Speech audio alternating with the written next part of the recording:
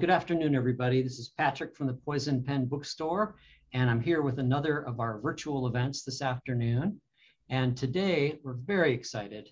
It's kind of a 2-for-1 special today. We're very excited to welcome Scottish author Carole Johnstone with her new book, Mirrorland, which is getting raves. We were just talking about it from all over the place. Just a wonderful debut. Nice blurb by Stephen King here.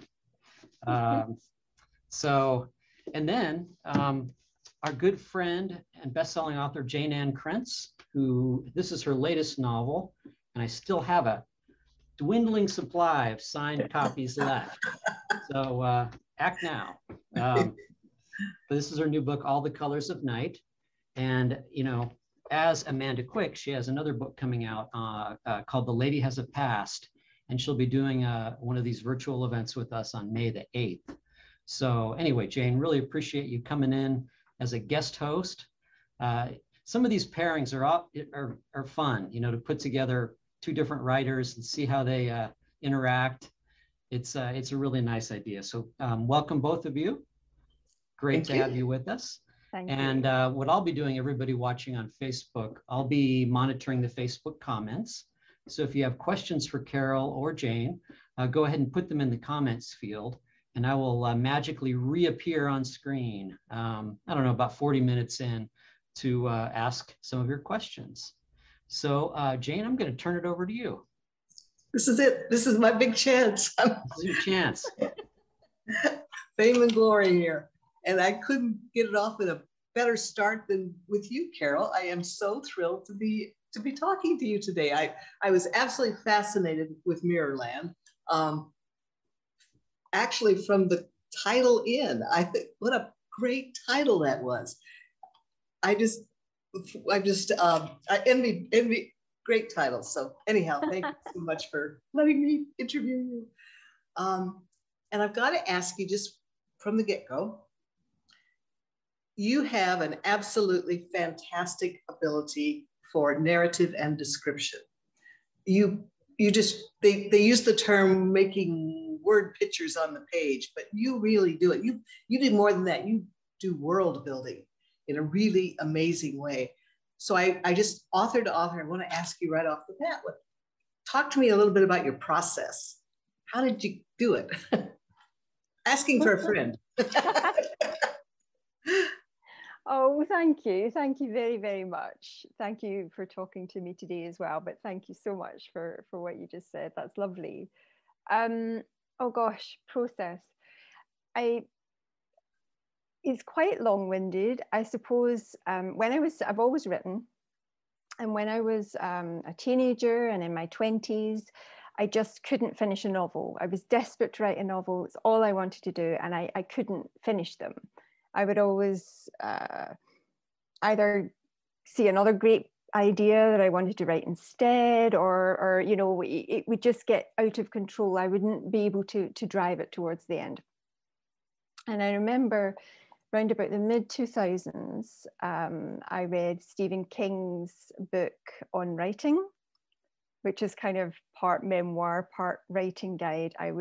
I loved Stephen King by that point anyway. I sort of read everything that he wrote. And through reading that, I decided to kind of shelve novel writing completely and just try and write short stories. And so that's what I did for the next 10 years plus. I just wrote short stories and nothing else. I had them published mainly in the US and in the UK. And I think that short story writing, you know, it taught me, it's a different media, obviously, from writing a novel, but it taught me a lot of things that I think it would have taken me many more years to discover otherwise. You know, it helped me see how to write something that has a lot of pace, how to get to the point very quickly. I mean, obviously, with a short story, you don't have a great deal of words. You have to make every word count. So you have to be able to write a story with a beginning and a middle and an end, but you have to be able to do it very concisely, very precisely.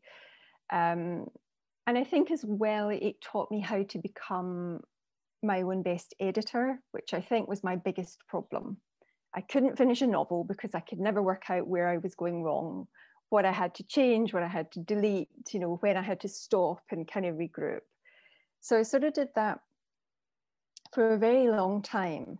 And then I had this idea for a story. I wanted to write about estranged identical twins. I wanted to write a story about a decades-long love triangle. I love love triangles. I wanted to write about a very sort of dark and disturbing house because I love Gothic stories. And I wanted to write about a big kind of terrifying secret because I love mystery stories. And I knew immediately that I couldn't write that as a short story. I couldn't write it as a novella. I couldn't write it as anything other than a novel. So I knew that I would have to sort of start all over again and try this time to write a novel. But I knew that Mirrorland is quite a complex story, and there are an awful lot of twists and turns throughout it, some of them quite early on. You know, there's like a very big twist about halfway through. And I knew before I even started that I would need to plot it. There was absolutely no way that I could just sit down and write it. I would have to plot it out. And I'm quite a sort of compulsive list maker in real life anyway. Actually, once I started going, it was actually quite easy. So I sort of had the ending first. I always was very clear on where I wanted it to end. I wrote a kind of synopsis of the whole book, and then I broke it down chapter by chapter by chapter by chapter, exactly what needed to happen, when I needed to put clues in, when I needed to introduce certain people, when I needed to introduce certain ideas, when I needed things to happen. And I did that all the way through the book. And then I went back to the beginning and I did it all again. But I did maybe a couple of pages per chapter. This is actually what I need to write down, and every single chapter. And then after that, I did all the research that I needed to do, you know, and all of this took months and months. I think probably the planning and the plotting of it took maybe 3 months minimum. And then after that, I was ready to do the first draft. And that probably took me another 3 months. So I think it's, I know it's an involved process. And I can, in my mind, when I read it, I had the feeling that you were seeing the book visually.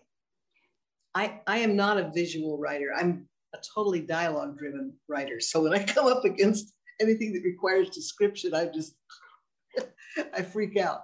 But you have obviously a gift for it, as well as the dialogue. But I also wondered if maybe that's the way you saw the book. Those word pictures were how you saw it, like a film almost. Yeah, no, that's exactly what I was going to say, that I do see it like a film. I very much certain scenes. I have a screenwriter friend who said, you know, you should try doing this. Just imagine because it will let you see what you should keep in, and it will let you see what's not actually that interesting and doesn't need to be there. And the minute I started doing that, even writing short stories, that's all I've ever done since then, because it is a really easy tool.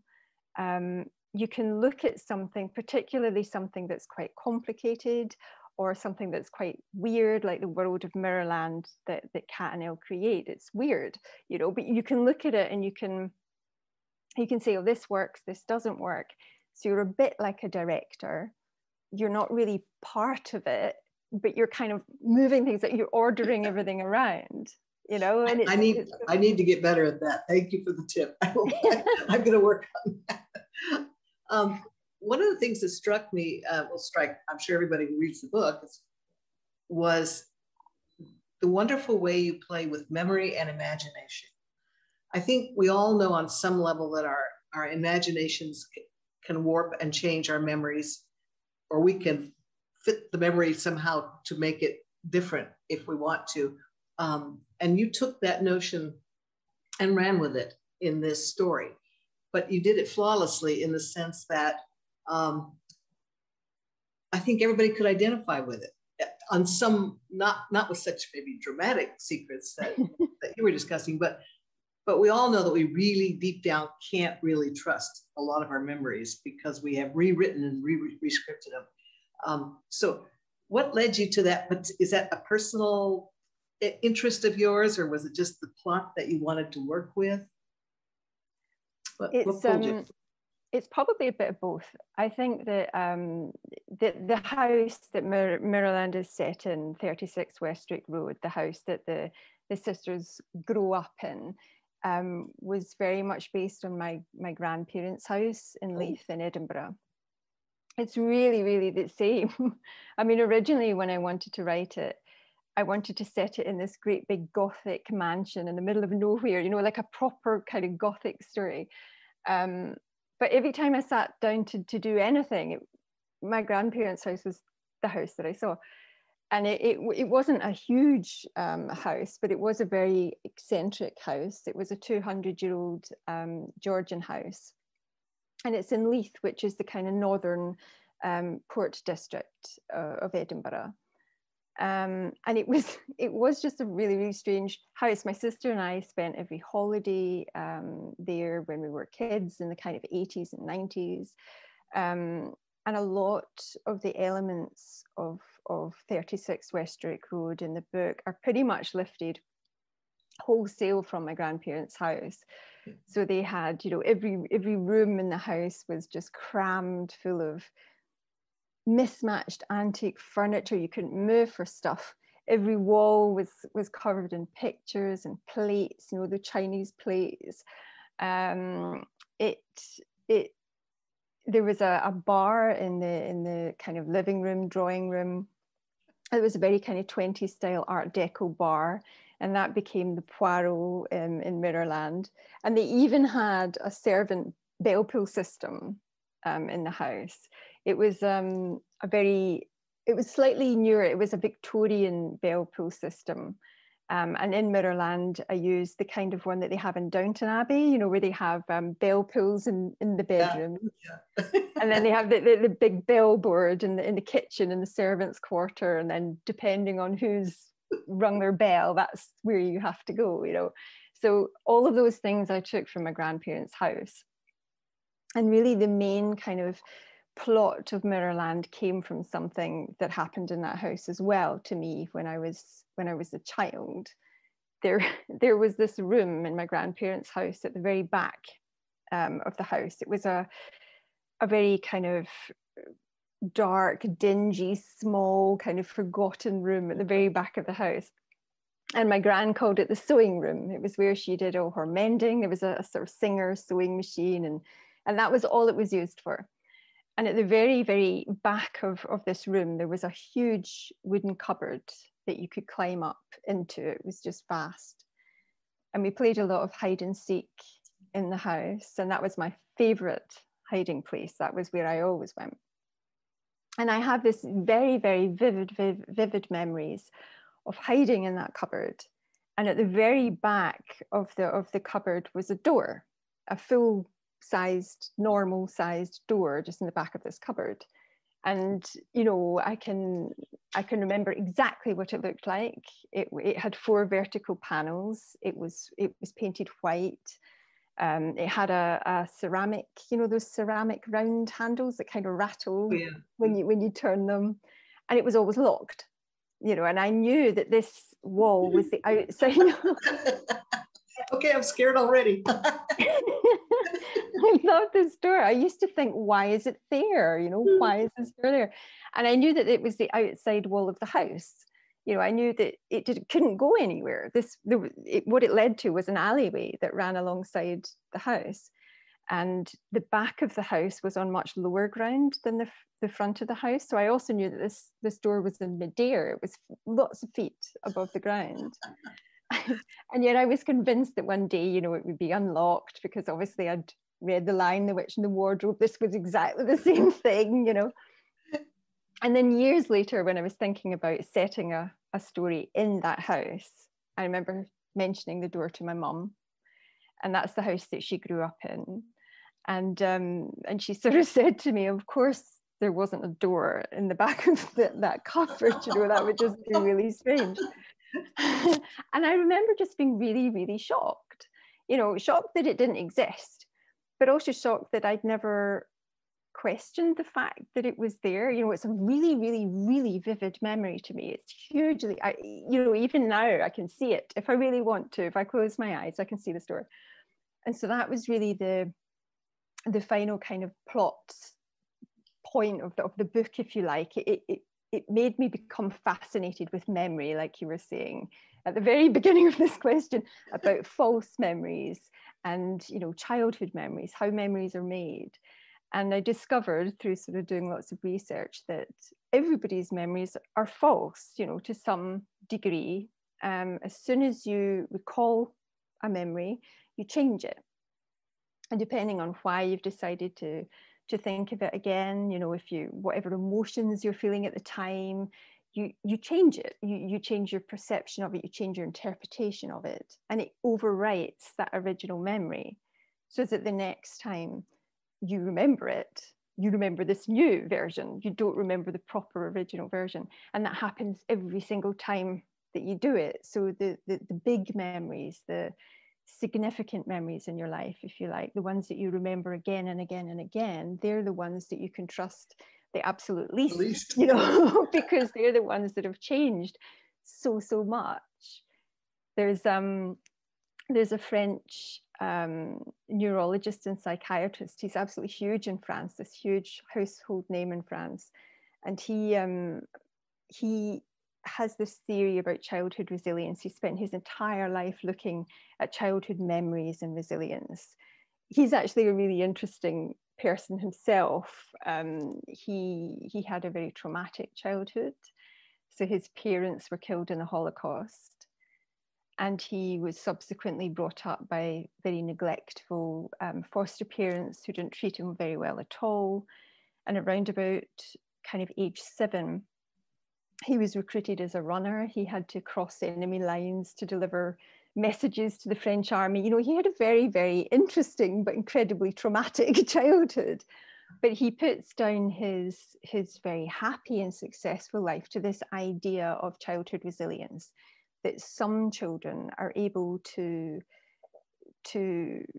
survive trauma, to survive really huge events in their childhood by using fantasy, by using false memory, so that they can get through the event itself, and then they can subsequently kind of explain it to themselves. They can process it that way, and then they can then kind of go on to have either very good lives or very strange lives, depending on whether or not at some point they are able to process it in reality. So that was really the ball started with the cupboard, the door in the back of the cupboard, and then it just kind of, I mean, you're probably the same. You get this one little idea, and then everything else just kind of rolls on from that. Yeah, I think it's for me, it's a process of asking questions. I ask one question, like, what's the door doing in the back of the cupboard? And then, yeah, I think that's probably how writers' minds should work. Yeah. I've always felt that we write these books, most of us, I shouldn't say everybody, but most of the writers I know write the books for themselves first. They're telling the story to themselves first. And I'm assuming it's that way for you too, that sense, you know when it's done. You are the one that knows when it's right. What was your I got lots of questions, but before we get too much farther into it, what would you say what was the biggest difference between writing the short story and then doing the full-length novel? Because it is a very different medium. What did you learn from it or take away from it that taught you what the difference was between those two formats, or gave you some insight into it? I think the main thing is that you want, especially if you're writing a suspense, you want to create this pace that keeps going all the way through, but that's massively difficult to do if you've got quite a complicated story to tell that you want to make look simple, or if you have lots of kind of twists and things throughout. So what I think that's why I broke it down to chapters, because I think in my head I thought it's just like writing lots of little short stories, you know. and you're right, it is a completely different process, but at the same time it's quite similar. I think that the thing that I found the hardest was that it can get out of your control very easily. It can become so unwieldy really quickly. And unless you're kind of able to recognize it, even if you've plotted it to the extent that I did, you can still find yourself going way off piste, and you have to kind of stop and go. Been there and done that. Yeah, it's like, I always say, it's like juggling chainsaws. You know, I mean. Yeah, I always say it's like herding cats. It's like the same thing. Yeah, well, it looks like we have the same going issue going there. Yeah. Which brings me to another subject, which is of current interest to me, especially this past year, because I've been reading so much of it, right? Mm-hmm. And that's this new, although it's not so new now, it's been around a few years, a couple of years now at least. They're calling it psychological suspense, but it really feels to me like the new Gothic. I have this thing where I'm convinced that there are no new genres. We just reinvent them for each generation. Sure. And I feel like right now, you and other writers are reinventing the Gothic in a way that's modern and contemporary, like the issues of memory and imagination and things that probably wouldn't have been dealt with in the same way 40, 50 years ago in another kind of Gothic, but they work perfectly for today's reader. And at the heart of it, no matter what you do, there's always this really big house. There's always this house. And that's, to me, what makes it such an intensely intimate story. Did you even think of doing it without a house? Was there even? Do you know what? I didn't. I didn't. My point, exactly. I mean, the second book that I'm doing now doesn't have a house in, and I hope it's still Gothic. But yeah, I think that I actually started out wanting Mirrorland to be a psychological thriller. That's what it was supposed to be, just a straight up psychological thriller. It is that. And but I think that when I started doing it, because I just love Gothic fiction, I think so many people love it. It's always going to keep coming back, you know. It's the kind of thing that everybody loves to read. And you're right. I think part of the reason for that is because it's so intimate. I mean, I completely loved The Haunting of Hill House when I first read it, by Shirley Jackson, but I completely loved as well the TV series. You know, they're massively different. But I think that came back because it's just coming back. I think that partly because of the way the world is today, you know, I mean, it's very difficult. Everything is accessible and everything is kind of open. And then obviously we've got the pandemic that's kind of changed everything for everyone as well. And I think that probably what people really want right now is escapism, is something other than what we've got. And I think that Gothic fiction, partly because it's a kind of harking back to classic kind of fiction, and the kind of mysteries like Agatha Christie, the kind of golden age of mystery writing, but also partly just because people kind of want something that's a bit less, that is contemporary, but is also a bit less contemporary, that you can completely sort of lose yourself in. Because I think escapism is really why we read anything at all. And I think that Gothic fiction, if it's mixed with things like psychological thrillers or whodunits, or, you know, even love stories and romance, or even fantasy, even magic realism, all that kind of stuff, the Gothic kind of element of it is the bit I think that people, well, certainly the bit that I love the most. And I think that I would struggle to write a psychological thriller that wasn't slightly Gothic. It wasn't intentional. It's just what happened, you know. So, which brings up the point, where are you going next? What have you got? What are you working on now? What's the project? So I actually signed a 2-book deal with my UK publishers, Borough Press, which is an imprint of HarperCollins, and they've told me I can't say too much about it, but it's okay. It's a very unusual murder mystery I can't tell you why it's unusual. That's the thing I'm not allowed to say. Okay. No secrets, no secrets. No Yeah. secrets. But you are But working yeah, on something else. It is coming. I am. And it's set in the Outer Hebrides, which is an island chain off the west coast of Scotland. It's I think it's about 40 miles or so west of Scotland. It's as far west as you can go before you're no longer in Scotland. So they're quite a remote chain of islands. I know them very well. I actually was living there part of the time when I was writing Mirrorland, and had the idea for the second book because it's another place that is very Gothic. It's very atmospheric. It's very wild. It's one of these places it doesn't have internet really in a lot of areas. It has no phone signal. You know, a lot of the time when you watch films and they have no phone signal when something terrifying is about to happen, and everyone goes, oh, of course they would have a phone signal. You know, in the Outer Hebrides, you really wouldn't. You know, so it's a really good. It's a good place to set a sort of scary book. Yeah. I will just say, speaking on behalf of somebody who's been writing for a while, the worst thing that ever happened to plots was the cell phone. It's like, oh no, take that away, take that away. Yeah, and Google as well. People can find out so much that otherwise they wouldn't be able to find out. Yeah, we tend to treat the tech in the books in a lot of mysteries and stuff. The tech gets used either as the magic, you know, that's what the magic. You find something online that tells you where to go next or something like that. Or it gets used as the villain. You know, it's going to be the destroyer in the scene. It's difficult to work with. And make it realistic in a sense. Phones do lose. I lost my connection with my brother this morning. It happens. Yeah. It happens. Yeah. It does, but they never accept that as an excuse, you know.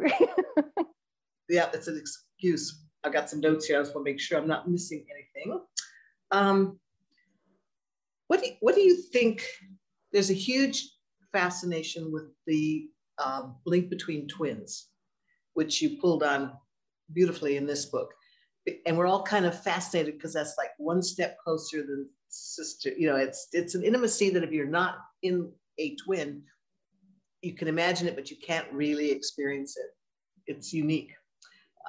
Is that something you pulled in because of you just wanted to work with sisters, or was it part of the big secret all along? It was a bit of both, really. Again, I think that twins, especially identical twins, they're written about so often in fiction because of exactly what you're saying. They have a very unique perspective. They are different from the rest of us. They have incredibly strong bonds, so you always have to wonder, what would it take to break them? You know, what event, what thing? Mirror twins in particular are really interesting. They're exact mirror reflections of each other, so they're not identical. They're oppositely identical. If that makes sense. One of them might be right-handed and the other left-handed. Everything is opposing, including sometimes their behaviors. I don't think there's an awful lot that's known about them, but what is known is that their egg, or the egg that makes them, splits much later than it would, say, for an identical twin. I think it's something I can never remember the exact. It's something between 7 and 10 days after conception. It's quite late, and if it sort of waited any longer, they would become conjoined twins. Oh. So they're what happens right before you would get a conjoined twins. So because of that, their bond is exceptionally close. Mirror twins report a lot of extrasensory perception, you know, feeling each other's physical and emotional pain. And that's something that we can't ever hope to kind of understand. So they're really interesting to write about from that perspective. And from a personal point of view, I've always really wanted to write about twins. My mum is an identical twin. And my husband is a fraternal twin. So I'm kind of like surrounded by twins. Research. So I hear no. And I suppose it's quite lazy really, because I've set the book in my grandparents' house. And I've used my poor mum who grew up there with her identical twin sister, you know, so I've used a lot of things that I knew, but also things that I know really work in stories. I love stories about twins, and I love stories about scary houses, and I love stories about love triangles, you know, so I've just kind of lumped everything that I love into a book. Well, I'm convinced that that's where writers get their power. You know, it comes from whatever you're passionate about and love and are fascinated with, and in either on the horrific side or the fabulous side or whatever. It's, if it's not fascinating to you, it's not going to be fascinating to the reader. It's just not going to come out on the page that way. So yeah, Exactly.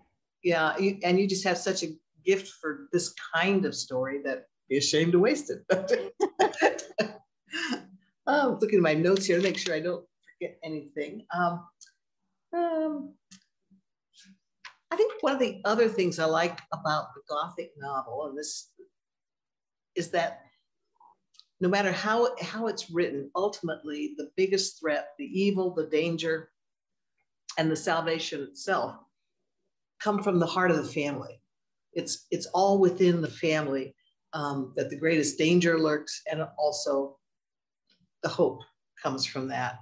And I'm assuming, can I assume that that was a pull for you too, that that's where the intimacy comes from, that family? Definitely. I mean, I think that family, it's one of those things that you're stuck with your family. There's absolutely nothing you can do about it, but they know things about you that no one will ever know. You know, if the bonds that you have, like it or not, you know, you will have forever. And if it turns toxic, if it goes bad, then that's, you know, 10 times worse almost than any other relationship, because you share so much. I know that when I read books or when I watch films, that's the thing that really always gets me the most is family. I mean, I had a lovely childhood. We've got a very close family, but I can imagine how awful it must be if you don't, and how awful it must be to if something dreadful has happened, something that you all share, and maybe somebody doesn't want to talk about it, but somebody else does, you know, that is a bond that you will always have forever and ever. I mean, I'm sort of going back to The Haunting of Hill House again, as a TV series. I actually was more kind of drawn towards them as a family. They're the very sort of complex, difficult relationships that they had, more than Hill House itself, you know, more than what happens there. I think it's more interesting. I'm just really, really interested in people. I think that people are fascinating. I love to see why people do certain things. I'm such a sort of, I'm really nosy. I always want to know what's going on inside people's relationships, and particularly inside people's families, because they're all so different. The dynamics are so different, and it is massively interesting to write about. And you are, especially if you're a twin, for example, you are stuck with that person, like it or not. Even if you can't stand each other, you will never have a more important relationship than that one, you know. So yes, definitely family is a huge draw for me. I think that no matter what I would write, that's what I would write about. Well, I know that at the start of the pandemic, when families were forced into closer proximity than they had probably, at least in our culture, they had anticipated or expected or planned for.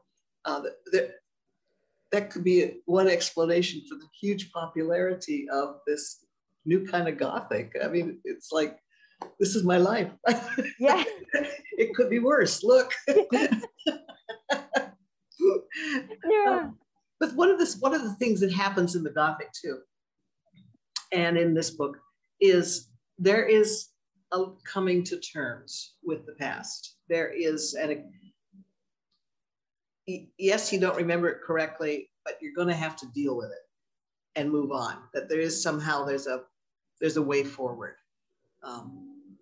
and I think that's part of the brilliance of fiction. That's what fiction gives us, is a path out. Yes, and I don't necessarily think that you have to write a happy ending. I don't think that every story needs to have a happy ending, but I do think you need to give the reader something at the end. You need to give them something kind of hopeful or redemptive. You know, to read a novel, it's a big commitment. It's a lot of, you know, investment of your time and your emotions, hopefully. And, you know, by the end of it, I don't just want a reader to kind of enjoy my story. I want them to feel something. I want them to take something away afterwards. I want to kind of entertain them, but I also want to, I don't know, I don't, I was going to say I want to make them happy, but that's a bit twee. It's not what I mean. I want them to feel good about life in general, you know. And I think that that's, you know, it's probably why you write. It's why I write. We write to entertain people. We write for other people. I mean, I enjoy doing it. I would probably still do it even if no one was reading it, but it wouldn't be the same, you know. It is an odd sort of mix of a very incredibly personal journey and then one that you share. It is, and in my experience, the readers never take away what you think they're going to take away. What do you think readers are? What if you had? From the feedback you're getting, what do you think readers are picking up on the most? What is there, like one or two elements that they are really responding? Yeah, I think there's a couple of things, and one of them was quite surprising. But the first thing I think was that they really like the twists and the reveals. You know, I'm personally, I'm not a huge fan of a book that just has a great big, huge twist at the climax. You know, because a lot of the time, the book up until that point is all just driving its way towards this big twist, and so a lot of the rest of the book can be a bit strange or, you know, a bit boring sometimes. So I personally prefer books to have lots of little twists all the way through, and you know, that's what I try to do. So that's one of the main things that people have said that they like being sort of wrong-footed, and they like the fact that all the way through, and it's really good to know that works, because when you're writing, you don't really know for sure. That's the one thing that you can never know if it's going to work or not. So I think it hasn't worked all the time, but I think, you know, a lot of the time it has. So that was one thing. But the other thing that I wasn't expecting, and I was actually much more apprehensive about, was the world of Mirrorland. So sort of half the book, obviously, is this present day narrative of Kat as a grown-up coming back to Scotland, doing this treasure hunt that she believes Elle has left, trying to find out what has happened to Elle. Elle has gone missing. And then the other part of the narrative is the past narrative, is their childhood, and this world of Mirrorland that they created underneath the house. And that was the part that I was a bit worried about, because I thought that people might be a bit, I'm expecting a psychological thriller here, and I've got this what I suppose is a bit like magic realism, a bit fantasy-like. And a lot of the reviews that I've been seeing sort of say, I wasn't too sure about this bit. You know, I started reading it, I was thinking, oh, I don't know if I'm going to like this extra sort of storyline. And then they've kind of said, well, once it started making sense, once I realized why it was there, I really liked it. And so some of the feedback, not always, but some of the feedback that I've been getting is, you know, it's something that I haven't read before in a psychological thriller, and that's why I really liked it, because it is quite a big risk. You know, you're taking, or I was taking the reader in a direction that they maybe weren't expecting to go, that you're kind of asking them to stick with it. And so I'm really glad. I mean, I'm really glad that it's worked. I'm really glad that, you know, it doesn't work for everyone, but I'm really glad that it has worked when it has worked, if you see what I mean, because I think that was the bit that I was the most concerned about, because it is the bit that's most different, I suppose, to a psychological thriller, as you would be expecting. Well, and it takes it over the top, which in my theory is that that's what fiction is for, is to go over the top. That's what it's all about. And people do want to be surprised. If you hadn't put it in there, they probably would have said, well, this is one more gothic novel. Yeah. You couldn't win on that one. But no. But ultimately they do want the surprise. They do want that sense of, oh, of amazement, and I think it works in this book so well because when you do get it, you totally identify with it. You understand instantly that you've done this too. Maybe not to this degree, but you know what this is about. This is how I have used this. It's kind of revelatory in the sense that it's like that. Oh, I've done that. I know I've done that. Yeah, I've had that kind of magical fantasy experience and maybe used it differently, but you know what the feeling is. So then at that point, I think you've pulled the reader in and you're on the same page. Literally, you know what you're doing. They know what you're doing and they like it. So yeah. Oh, thank you. I thought I'd come on back. You're back. Yes. Yeah. It's funny because I've been wanting to jump in. And it's like, wow, what a fascinating discussion. It's really been a treat listening to you guys. You know, it's Two funny authors. on the what's that? You get two authors together and they just it's fascinating. You know, it's funny on the subject of twins. That is an endlessly interesting thing to discuss. And we have customers here at the bookstore, these two women who are, I guess they're probably in their 70s now, and they're identical twins. And, you know, it's always dangerous bringing up politics in this time and place, but each one of them is decidedly on the opposite side of the tracks. And it is very amusing to see them navigate that. All right, let me turn this off. And also, you know, it's funny. There's an author who wrote a really fascinating essay, personal essay, about this topic. And the topic is about him, you know, always feeling that something was missing in his world, you know, feeling this profound sense of isolation, this disconnect, you know, and he learned I believe he learned in his 20s that he in fact had an identical twin who died at childbirth. And he did not know his entire life, you know, until he was a grown adult person. And how that really explained that sense of, you know, disconnect, something missing. And I just thought I'd toss that into the discussion because, man. Well, and it works in this book because, you know, not to give away any plot points, but that's what keeps the heroine moving forward, is she knows that the truth is not out there yet. And yeah. Yeah. And also, I wanted to kind of circle back on what you were talking about, Carole, towards the beginning of the talk about memory. You know, I found that really interesting, and I came across this great quote that has stuck with me. I can't remember who it was. Maybe it was somebody. It doesn't matter. But the quote was, "Memory is more poet than reporter." And I thought, do you remember who that was, Jayne? No, but it's a great line. I'm going to remember that one. I can steal that. Carole, can you tell us a little bit more just about your background? Were you trained in the field of psychology, or just an amateur student of it, an observer? Yeah, no. I get very obsessive about research. No, I'm actually, my background is scientific. I remember at school, my best subjects were English and physics, and my parents are teachers, and the idea of becoming a teacher filled me with absolute horror. And I thought, if I study English, that's what's going to happen to me.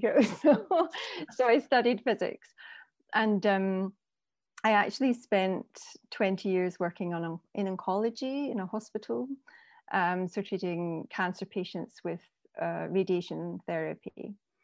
And I did that for many, many years. And I wrote as a hobby, really, the weekends and the evenings.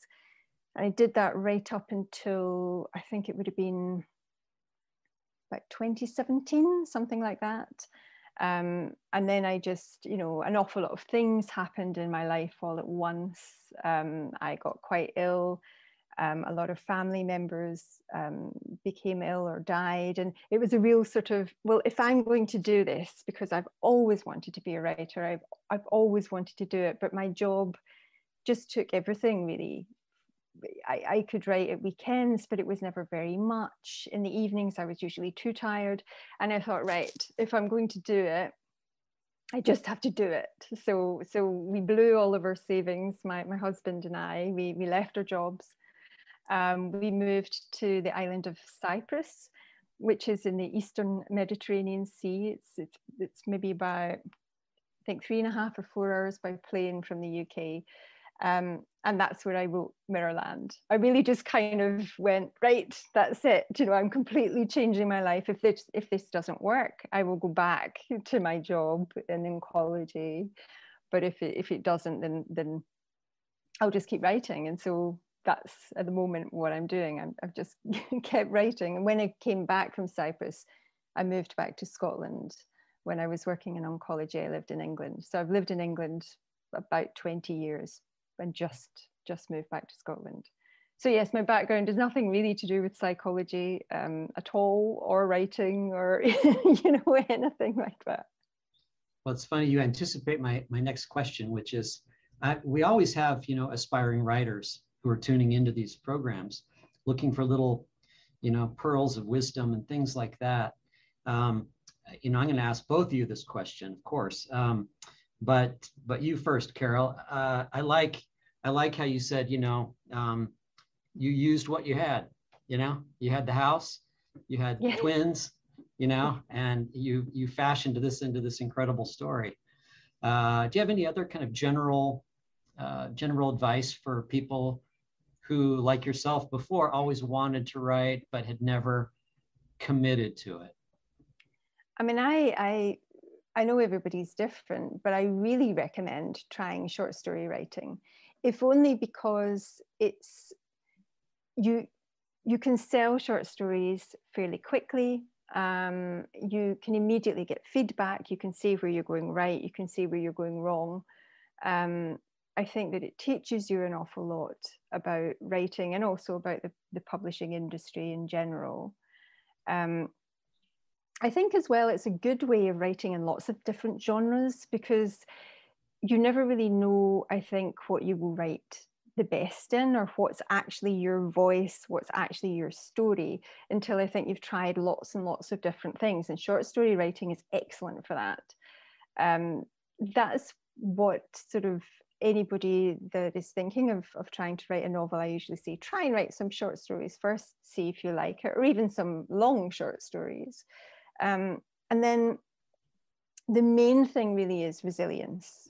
I mean, I've been rejected so many times over the years, hundreds of times probably now, not just with short stories, but with Mirrorland.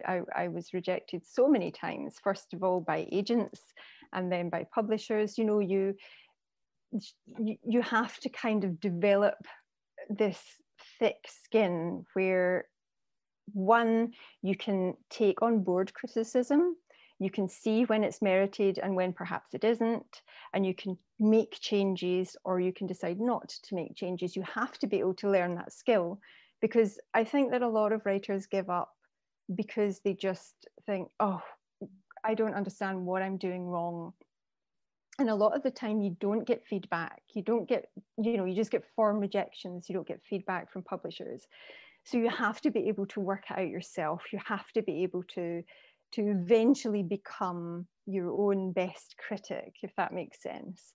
And I think that a lot of writers would, if you just keep going and going and going for years, you will get there. It's just that a lot of the time people stop and they give up. Did you find that it took you a while to find your own voice? Yes, definitely. I mean, even when I was writing short stories, every short story, I think, for the first 4 or 5 years was Stephen King. I was writing in Stephen King's voice. I was writing the kind of stories that Stephen King would write. And that was great, though, because I think that you have to do that. I think all writers write in one of their favorite authors' voices before they find their own kind of niche, their own voice. I would say that he and Agatha Christie are probably my favorite writers of all time. And so everything I wrote was a bit of both, or one or the other. And then eventually you realize, without even kind of realizing, that you're not doing that anymore. But it takes a while. I think that for a long time, you write in the voices that you love, and you hope that eventually you will write in your own voice instead. How about you, Jayne? Yeah, I was going to say what she said. Except for the short story part, I probably should have done that because it did take me a long time to get published as a novelist. In hindsight, had I to do over. But I would say that finding your author's voice is the single most important thing you can do. And then once you find it, sharpen it, hone it, make it stronger, find the parts that work and run with them. One of the best lectures I ever had over the phone from a friend when I was feeling bad because I couldn't do the more emotional drama that was popular at the time because I write light. I write light. It's just getting around it. And she said, Jayne, she said, I can't write light. I can't write light, and Jayne cannot write dark. And that's what it is. And you go with it and figure out how to make the best of it, of whichever direction you go. And so finding your own voice really is just a huge bonus benefit. Once you have that in your mind and you know what you're doing, changes everything. You're right, Carole. Do you find Jayne that, because you've written under several different pseudonyms, do you find that allows you to express different sides of your psyche, or is that putting too much meaning into it? People will tell me I sound different in the three worlds that I write in. Carole, if you don't know me, I write futuristic, I write historicals, and I write the 1930s right now, and then contemporaries. I don't see it. To me, it's all my voice. And I don't see the difference in the three worlds. But readers will tell me I sound different. So I don't know. From my point of view, it's everything fundamentally is still whatever I do all three worlds. I don't have a lot of options. I am what I am.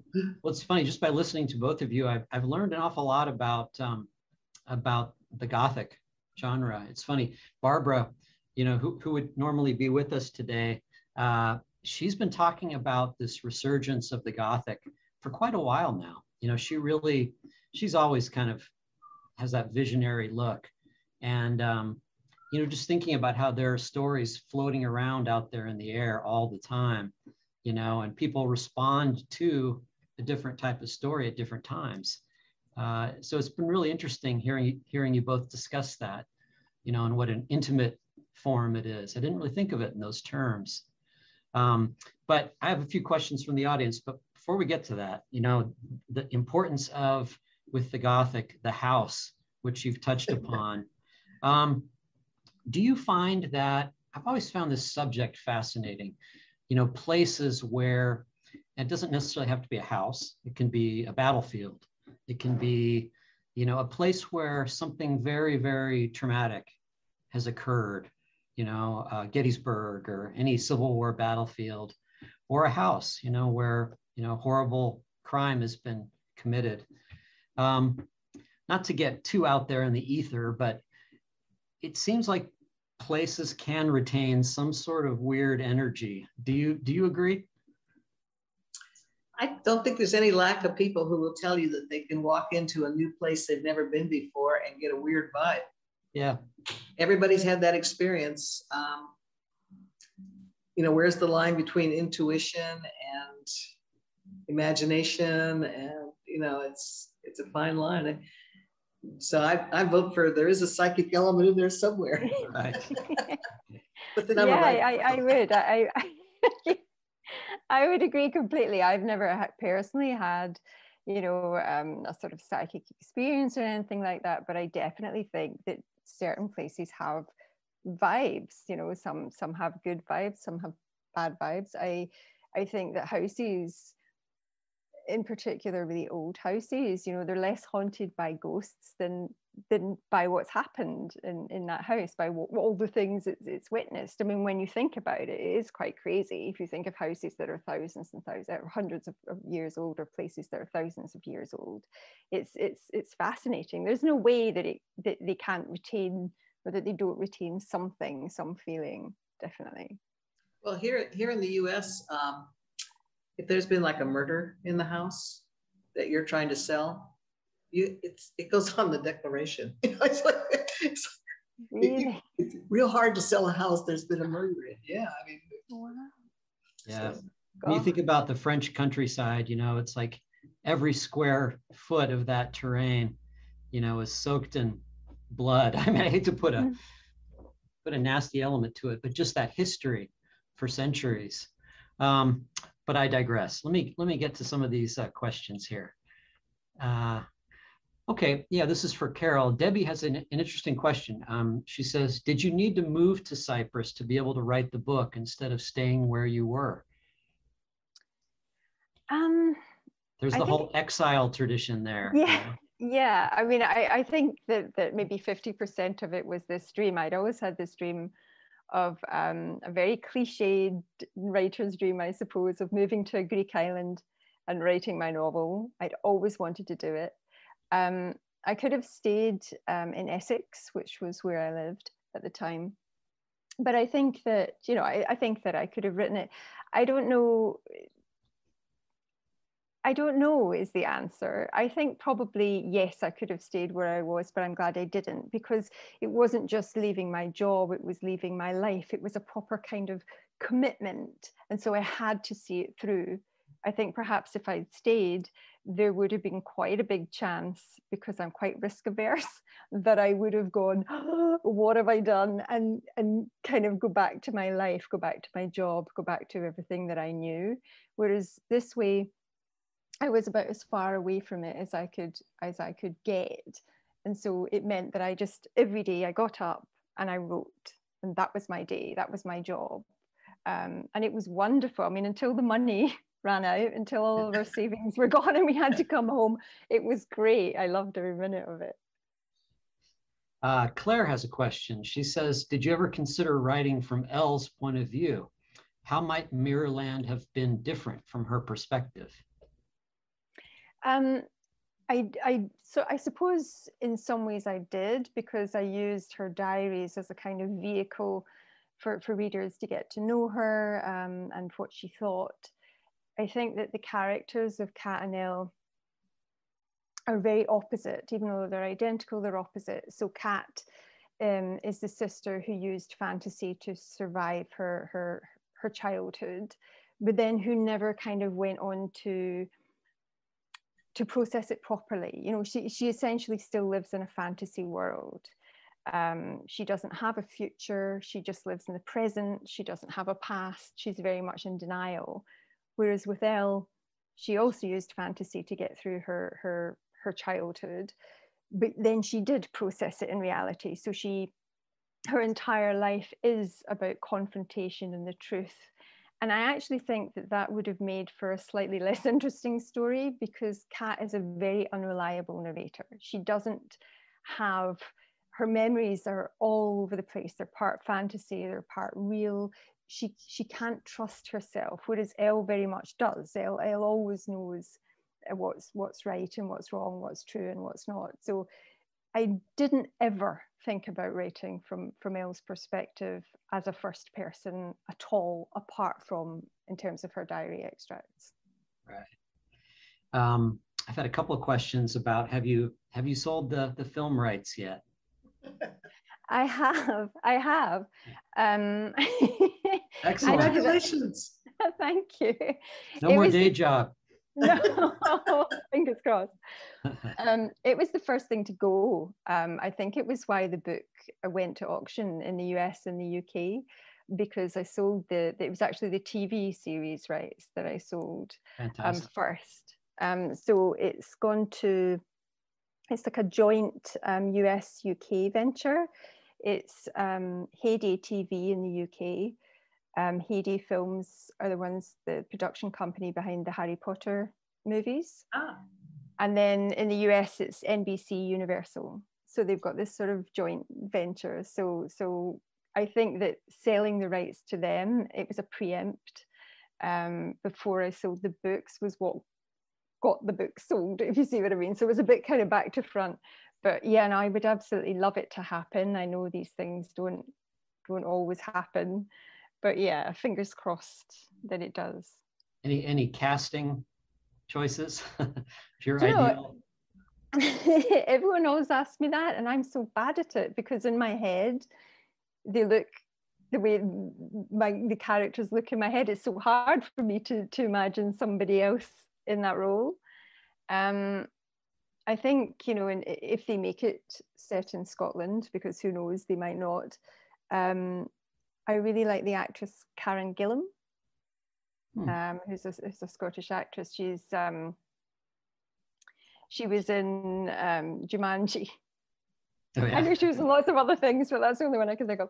And I think in terms of Ross, I think there are a lot more options in terms of him.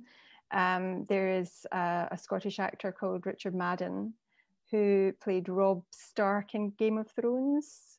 Okay. He does quite a lot of drama in the UK. I think he would be great as Ross, because Ross is quite a complex character. You know, he has lots of different sides to him, and as an actor, he does that really well. Or alternatively, Jamie in Outlander. I like him a lot. Right. What's his name? Sam Heughan? I think so, yes. I went a complete blank. I couldn't think of what his name was, but yes, yeah. I think so.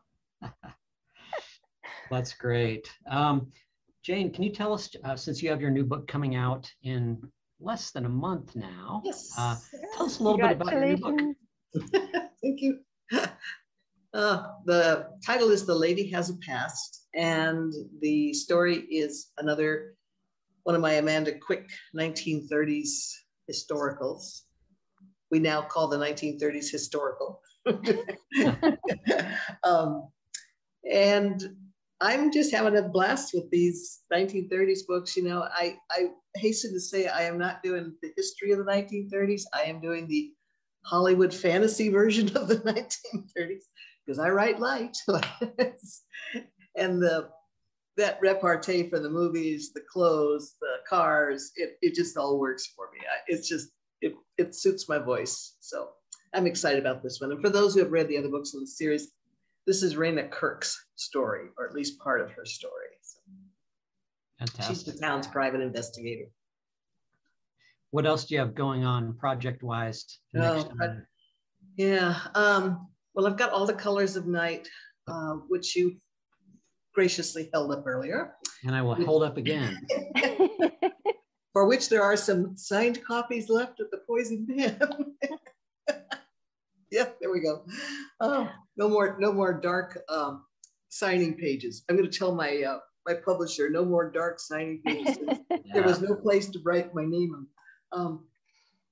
And that's the second one in my Fog Lake trilogy. And I will just say that all of these books that I'm writing now, they've all got a strong psychic vibe. I just love working with that psychic vibe. So I'm really in that world right now. Fantastic. Well, thanks both of you. It's been a really wonderful hour. And congratulations, Carole, on the publication of your new book. Very exciting. And Jayne, see you in a few weeks.